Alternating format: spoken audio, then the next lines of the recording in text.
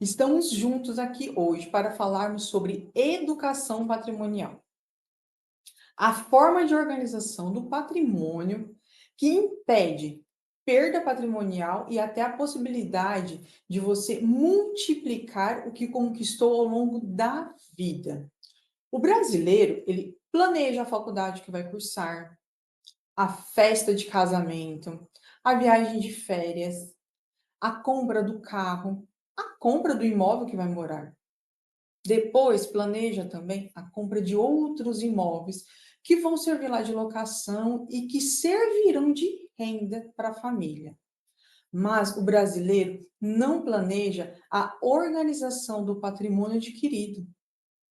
Ele não planeja a sucessão dos bens para os filhos ou herdeiros, para que eles realmente recebam integralmente tudo aquilo que você construiu ao longo da sua vida. Isso porque falta educação patrimonial para a grande maioria dos brasileiros, mas não para você que está aqui hoje comigo.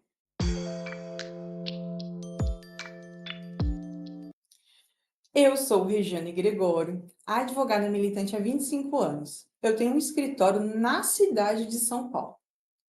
Minha jornada pessoal é de já ter passado pelo horror do inventário ainda muito jovem. E eu me especializei no planejamento patrimonial da família, para impedir que outras pessoas passem por isso. Quando a gente fala em educação patrimonial, é porque as famílias brasileiras adquirem patrimônio de forma totalmente desorganizada, sem a segregação de riscos, sem o planejamento futuro dos bens depois que os proprietários não estiverem mais aqui. Em regra, o imóvel ele não tem limite de duração. E se o imóvel não tem dia e hora para acabar, então, por que que você, eu, né, pegamos o nosso trabalho, o fruto do nosso trabalho, nós pegamos ali R$ 1 milhão para comprar um imóvel que vai durar mais que nós? Por qual razão você usa todo o seu dinheiro para comprar um bem que vai durar mais que você? Não aquele que te serve de moradia, mas outros que você vai utilizar lá para locação. Então, por qual razão, então, eu pego o meu dinheiro para comprar um imóvel que eu não vou morar?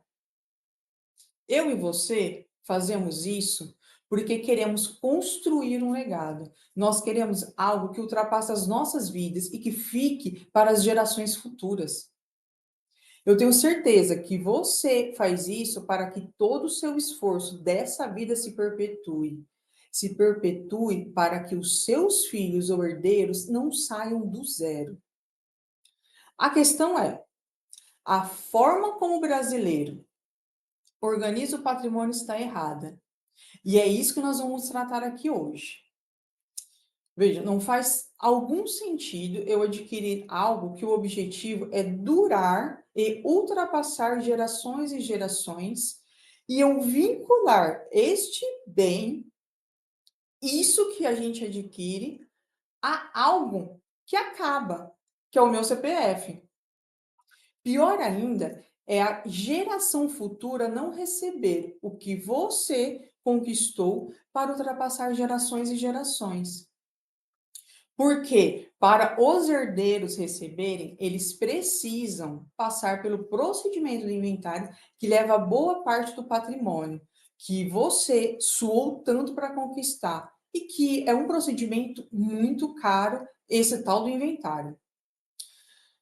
Você não aprendeu nada errado, pelo contrário, você aprendeu certo, aprendeu tudo aquilo que nossos avós faziam e nos ensinaram. Aliás, você aprendeu exatamente da forma que o primeiro brasileiro aqui aprendeu quando adquiriu terra no Brasil.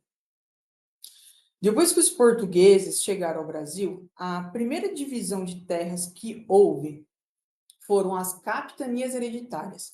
Foi a primeira vez que alguém foi dono de terra no Brasil. E pelo nome que você já viu, que é porque passava de pai para filho. Capitanias hereditárias. Era hereditário. Em Portugal, a herança que passa de pais para filhos, ela não é taxada. Lá não tem imposto sobre a herança, não tem que pagar cartório, não tem que pagar advogado, não tem que... aquele monte de custo que o inventário gera.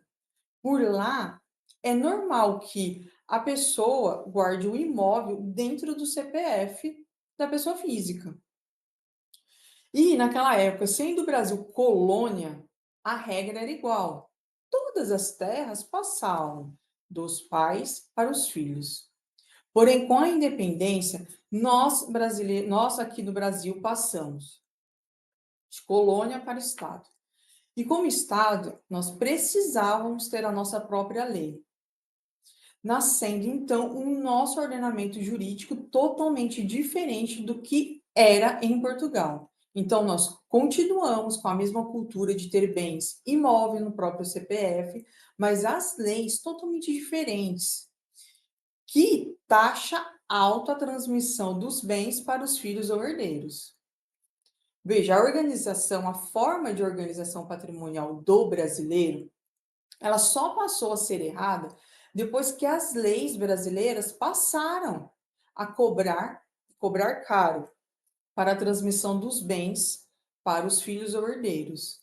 Mas a verdade é, sem a educação patrimonial, você, seus filhos ou herdeiros, correm um sério risco de perderem parte do patrimônio só para fazer a sucessão.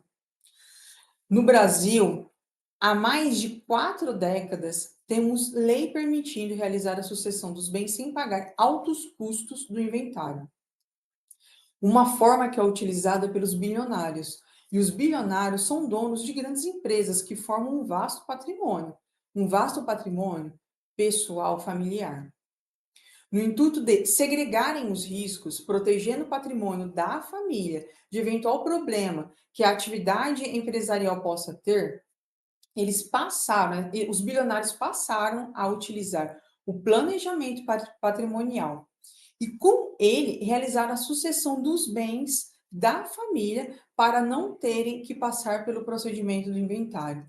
Por isso, a educação patrimonial é necessária.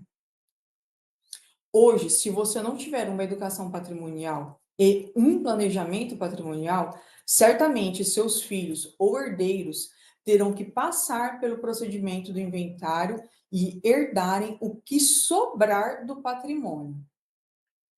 Existe sim um desleixo muito grande por parte do governo em dar educação patrimonial, porque o governo ele precisa arrecadar, e quanto mais pessoas pagarem os encargos do inventário, mais o Estado vai arrecadar.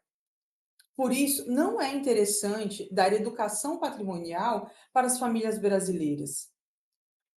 Mas aqueles que fazem as leis possuem educação patrimonial.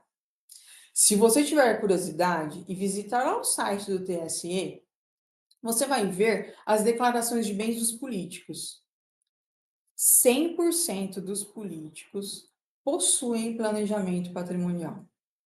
Assim como 100% dos ministros dos tribunais superiores possuem planejamento patrimonial.